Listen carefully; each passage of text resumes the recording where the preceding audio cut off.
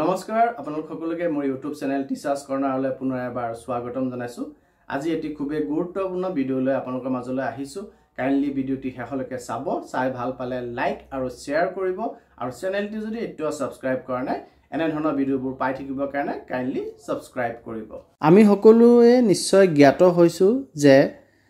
প্ৰাথমিক বিদ্যালয়ত প্ৰধান শিক্ষকৰ পদ সৃষ্টি কৰাৰ ক্ষেত্ৰত বিভাগে বহুখিনি আগবাঢ়িছে আৰু ৰঙালী বিহুৰ পূৰ্বে প্ৰথম ফেজত এই প্ৰধান শিক্ষকৰ নিযুক্তি পত্ৰ বিতৰণ কৰা হ'ব আৰু এই সিনিয়ৰ মোষ্ট এসিস্টেন্ট টিচাৰ সকলক প্ৰধান শিক্ষক পদলৈ আপগ্ৰেড কৰাৰ ক্ষেত্ৰত ডিস্ট্ৰিক্ট এলিমেন্টাৰী এডুকেশ্যন অফিচাৰ সকলে ইতিমধ্যে শিক্ষকৰ তালিকা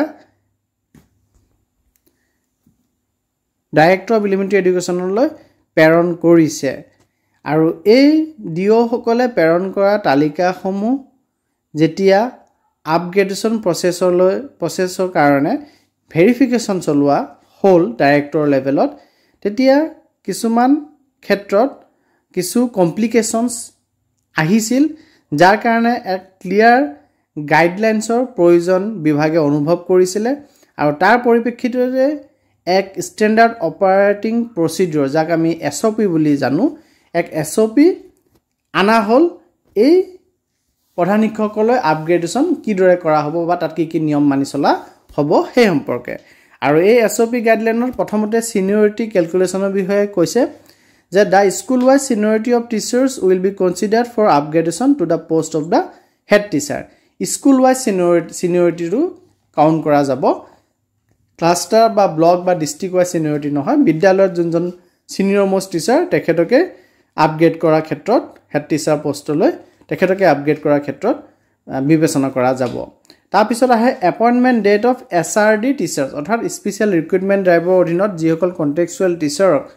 ৰেগুলাৰ কৰা হ'ল তেওঁলোকৰ এপইন্টমেন্ট ডেট কোনটো ডেটক গণ্য কৰা যাব, তেওঁলোকে কন্টেক্সুৱেল হিচাপে জইন কৰা ডেটটোত নে ৰেগুলাৰ হিচাপে জইন কৰা ডেটটি। আৰু এই ক্ষেত্ৰত SOPত উল্লেখ কৰিছে যে তেওঁলোকে যোনটো নতুন এপইন্টমেন্ট পাইছিলে ডাইৰেক্টৰ অফ এলিমেন্টাৰী এডুকেশ্যনৰ আন্ডাৰত এছএছএত নহয় DEEত, সেই নতুন ডেট অফ এপইন্টমেন্টটোকে কাউন্ট কৰা হ'ব। তাৰ পিছত লিখিছে যে এক্সক্লুজন অফ কন্ট্ৰেকচুৱেল সাৰ্ভিস, যেখিনি দিন তেওঁলোকে কন্ট্ৰেকচুৱেল পিৰিয়ডত আছিলে সেই দিনখিনিক কনসিডাৰ কৰা নাযাব বুলি স্পষ্টকৈ উল্লেখ কৰিছে। সিনিয়ৰিটিৰ ক্ষেত্ৰত তেওঁলোকক কনসিডাৰ কৰা নাযাব কন্ট্ৰেকচুৱেল সাৰ্ভিসখিনি, অকল যোন দিনাখন এপইন্টমেন্ট হৈছিলে new appointment director of elementary এডুকেশ্যনৰ আন্ডাৰত ৰেগুলাৰ হিচাপে সেই দিনটোৰ পৰাহে তেওঁলোকক কাউন্ট কৰা যাব, সিনিয়ৰিটিটো কাউন্ট কৰা যাব। তাৰ পিছত CRCC সকল যদি হেড টিচাৰৰ কাৰণে সিলেকশন হয় তেতিয়া কি হ'ব সেইটো উল্লেখ কৰিছে যে CRCC হিচাপে যিসকলে কাম কৰিছে আৰু তেওঁলোক যদি সিনিয়ৰ মোষ্ট টিচাৰ হয় বিদ্যালয়খনৰ আৰু তেখেতে যদি প্ৰধান শিক্ষকৰ পদ ল'ব বিচাৰে তেতিয়াহ'লে তেখেতসকলে এটা আন্ডাৰটেকিং দিব লাগিব ৰেজিগনেশ্যনৰ, যে CRCC ৰুলৰ পৰা তেখেতে অব্যাহতি লৈছে বুলি আন্ডাৰটেকিং দিব লাগিব, অৰ্থাৎ CRCC আৰু হেড টিচাৰ একেলগে দুটা পদত থাকিব নোৱাৰিব। তাৰ পিছত 5 নম্বৰত উল্লেখ কৰিছে ইন্টাৰিম হেড টিচাৰ এৰেঞ্জমেন্ট, যে কোনোবা বিদ্যালয়ত যদি ৰেগুলাৰ হেড টিচাৰ নাথাকে, তাৰ অভাৱ ঘটে, তেতিয়াহ'লে এজন IC হেড টিচাৰক DI সকলে অৰ্থাৎ ইন্সপেক্টৰ অফ স্কুলছ বা DO যিসকল থাকে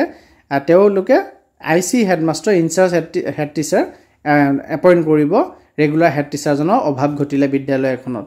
তাৰপিছত লিখিছে upgradation of SRD appointed senior most teachers, আৰু ইয়াতে উল্লেখ কৰিছে যে যদি বিদ্যালয়খনত কোনো ৰেগুলাৰ টিচাৰ নাথাকে আৰু স্পেচিয়েল ৰিক্ৰুটমেন্ট ড্ৰাইভেৰে নিয়মীয়া হোৱা শিক্ষকজনে সিনিয়ৰ মোষ্ট টিচাৰ হয় তেতিয়াহ'লে তেখেতকে হেড টিচাৰ পোষ্টত আপগ্ৰেড কৰি দিয়া যাব। আৰু ইয়াৰ পিছতে উল্লেখ কৰিছে seniority in must lower primary school, দুখন লয়াৰ প্ৰাইমেৰী স্কুল যদি মাৰ্জ কৰি দিয়া হয়, একত্ৰীকৰণ কৰি দিয়া হয়, তেতিয়াহ'লে কোন প্ৰধান শিক্ষক হ'ব, যোনখন স্কুলৰ এনৰোলমেণ্ট হাইয়েষ্ট, অৰ্থাৎ মাৰ্জ হোৱা দুখন বিদ্যালয়ৰ ভিতৰত যোনখন বিদ্যালয়ৰ এনৰোলমেণ্ট বেছি সেইখন বিদ্যালয়ৰ সিনিয়ৰ মোষ্ট টিচাৰজনহে আপগ্ৰেডেশ্যনৰ কাৰণে প্ৰপ'জ কৰা যাব, তেখেতৰ আপগ্ৰেড হ'ব। আৰু যোনজন শিক্ষক সিনিয়ৰ মোষ্ট টিচাৰ হয় লৱাৰ প্ৰাইমেৰী ক্ষেত্ৰত তেখেতক প্ৰধান শিক্ষক পদৰ কাৰণে বিবেচনা কৰা নাযাব, তেখেতক সিনিয়ৰিটিটো অকল ট্ৰান্সফাৰ বা ৰেচনেলাইজেশ্যন পাৰপজৰ ক্ষেত্ৰতহে কনচিডাৰ কৰা যাব। তাৰ পিছত 8 নম্বৰত আছে tie breaking criteria for seniority, যদি দুজন শিক্ষক একে ডেট সেম ডেট অফ জয়নিঙত জয়েন কৰা হয় অৰ্থাৎ সিনিয়ৰিটি দুজনৰে সমান হৈ থাকে তেতিয়াহলে টাই ব্ৰেকাৰ আহিব টাই ব্ৰেকাৰত কেনেধৰণে প্ৰধান শিক্ষকৰ কাৰণে বাছনি কৰা যাব সেই ক্ষেত্ৰত উল্লেখ কৰিছে যে যাৰ বয়স বেছি older টিচাৰ গেট প্ৰিফাৰেন্স দুজন যদি একেলগে জয়েন কৰিছিল যাৰ যোনজন বয়সীয়াল হয় তেখেতে প্ৰধান শিক্ষকৰ বাবে বিবেচিত হ'ব তাৰ পিছত আছে টিচাৰ্ছ নট এলিজিবল ফৰ আপগ্ৰেডেশন কোন সকল শিক্ষকক প্ৰধান শিক্ষক পদৰ বাবে আপগ্ৰেড কৰাৰ ক্ষেত্ৰত যোগ্য বিবেচিত নহব এই ক্ষেত্ৰত উল্লেখ কৰিছে যে একমেণ্ডেশন প্ৰভিন্সিয়েলাইজ টিউটৰ যি সকল আছে তেওঁলোকক হেড টিচাৰ পজিশনৰ কাৰণে যোগ্য বিবেচিত কৰা নাযাব তাৰ পিছত আছে declining the head teacher position কোনোবাজন সিনিয়ৰ মোষ্ট টিচাৰে যদি প্ৰধান শিক্ষকৰ পদটি ল'ব নিবিচাৰে তেতিয়াহলে তেখেতৰ পিছতে যোনজন যোগ্য শিক্ষক থাকিব সিনিয়ৰ শিক্ষক থাকিব তেখেতক কনসিডাৰ কৰা যাব কিন্তু এই ক্ষেত্ৰত এটা এনওসি অৰ্থাৎ নো অবজেকশন সাৰ্টিফিকেট দিব লাগিব এপ্ৰোপ্ৰিয়েট অথৰিটি লৈ যে যোনজন সিনিয়ৰ মোষ্ট টিচাৰ আছিল তেখেতে প্ৰধান শিক্ষকৰ পদটি ল'ব নিবিচাৰে তেখেতে লিখিতভাৱে দিব লাগিব দিলেহে নেক্সট যোনজন এলিজিবল টিচাৰ থাকিব তেখেতক প্ৰধান শিক্ষক পদৰ বাবে যোগ্য বিবেচিত কৰা যাব তাৰ পিছত দিছে সিনিয়ৰিটি ক্যালকুলেশন ফৰ প্ৰভিন্সিয়েলাইজ টিচাৰ্ছ প্ৰাদেশিকৃত শিক্ষকসকলৰ ক্ষেত্ৰত কি হ'ব ডেট অফ প্ৰভিন্সিয়েলাইজেশ্যন অফ देयर সাৰ্ভিসটোকে তেওঁলোকক কাউন্ট কৰা যাব অৰ্থাৎ তেওঁলোকে যেতিয়াবা চাকৰি কৰিছে হেতু গণ্য কৰা নাযাব তেওঁলোকে যেতিয়া তেওঁলোকৰ পদটো প্ৰাদেশিকীকৰণ কৰা হৈছে সেই ডেটটিৰ পৰা তেখেতসকলৰ সিনিয়ৰিটি কাউন্ট কৰা যাব তাৰ পিছত 12 নম্বৰ দিছে ৰেসপন্সিবিলিটি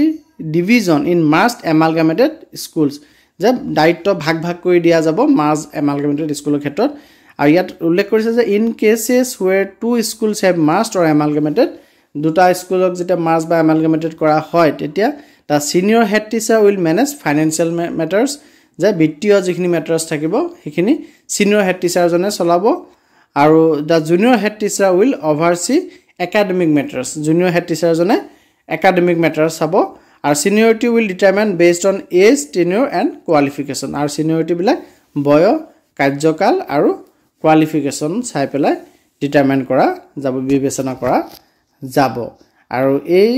যিখিনি এসঅপি এই এসঅপি খিনি 3 মাৰ্চ তাৰিখে আমাৰ সেক্ৰেটাৰী টু গভৰ্ণমেণ্ট অফ আসামৰ ফালৰ পৰা সাইন কৰা